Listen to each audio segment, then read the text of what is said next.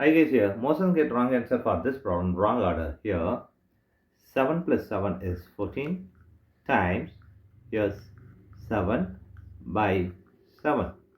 Now this 7 cancels this.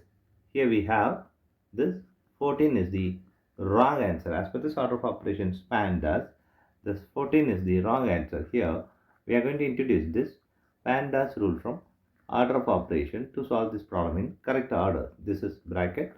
This is E exponent. M stands for multiplication. D stands for division. A stands for addition. S stands for subtraction. Here multiplication division both are equal priority.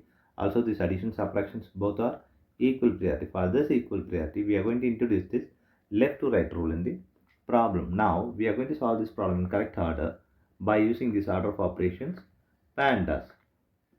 Now as per this order of operations PEMDAS, the bracket is higher priority. Here this problem can be rearranged as 7 plus 7 times 7 in bracket. For this by divide and this 7. Now this bracket is higher priority. In this bracket we have two operations. One is addition and the other one is multiplication. Here multiplication is higher priority than this addition. So we have to do this multiplication before this addition and this division.